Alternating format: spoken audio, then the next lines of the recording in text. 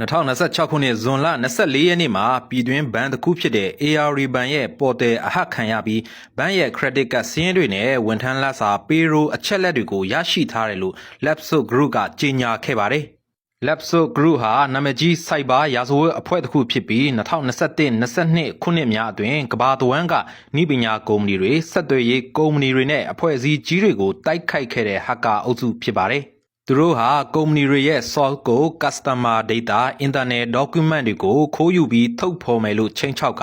ငွေကြေးတောင်းယူတတ်တဲ့အဖွဲ့အစည်းဖြစ်ပြီးနာမည်ကြီးကုမ္ပဏီတွေကိုတိုက်ခိုက်ခဲ့ပူပါတယ်။ Microsoft, Nvidia, Samsung Electronics, Ubisoft, Okta, T-Mobile စတဲ့ကုမ္ပဏီတွေကိုတိုက်ခိုက်ခဲ့ဖူးသူတွေဖြစ်က AR ဘဏ်ကိုလည်းဘယ်တော့ကဟက်ခဲ့တယ်ဆိုတာမသိရပဲဇွန်လ24ရက်နေ့ကသူတို့ကြေညာမှသာသိရတာပါ။ AR ဘဏ်ရဲ့အချက်လက်တွေပါသွားကြောင်းကို H ပေါ်မှာတင်ရာကနေမြန်မာတွေသတိပြုမိခဲ့ကြတာဖြစ်ပြီး Lapso Group ဟာသူတို့ရရှိထားတဲ့အချက်လက်တွေကိုတဦးတစ်ဖွဲ့ကိုရောင်းစားမယ်လို့ပြောဆိုခဲ့ပါတယ်။ AR ဘဏ်ကလည်းသူတို့ပေါ်တယ်အဟတ်ခံရကြောင်းကိုဇွန်လ25ရက်နေ့မှာအတည်ပြုခဲ့ပြီးတော့ application ပေါ်တယ်အဟောင်းတစ်ခုဖြစ်က Code Banking System, AYPay System, Card System အစရှိတဲ့ပင်မစနစ်တွေမပါဘူးလို့ဆိုပါတယ်။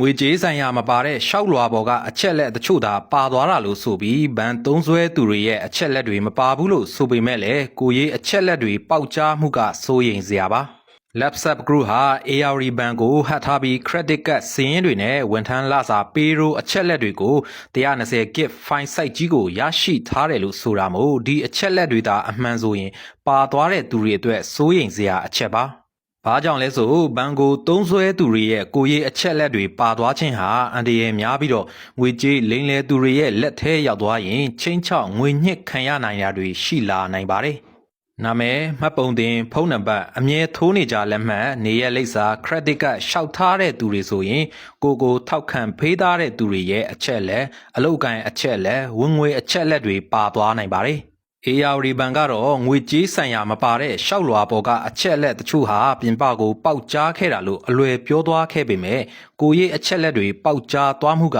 အန္တရာယ်များပါတယ်။ကိုရေးအချက်အလက်တွေကိုအသုံးပြုပြီးငွေကြေးလိမ်လည်လာတွေလုပ်နိုင်တယ်လို့ရခင်ကလည်းအခွန်ဌာနအဖြစ်ဟန်ဆောင်ကဝန်ဆောင်မှုယူထားတဲ့သူတွေစီကနေဘဏ်အကောင့်ဟတ်တာတွေလုပ်တဲ့ဖြစ်စဉ်ရှိခဲ့ပါတယ်။အခုလည်းပဲကိုရေးအချက်လက်တွေပေါက်ကြားသွားမှုဟာငွေကြေးလိမ်လည်မဲ့သူတွေလက်ထဲကိုရောက်သွားခဲ့ရင်ပါရှိသွားတဲ့သူတွေအတွက်အန္တရာယ်များနိုင်တာကြောင့်ဘဏ်အနေနဲ့ခံရသူတွေကိုအသိပေးသင့်ပါတယ်။ဘယ်လိုအချက်အလက်တွေပါသွားတဲ့ဆိုတာကိုလည်းအများပြည်သူစီမထုတ်ပြန်ရင်တောင်ပါသွားခံရတဲ့သူတွေကိုအကြောင်းကြားတာသတိပေးတာမျိုးတော့လုပ်သင့်တယ်လို့ဆိုပါရစေ။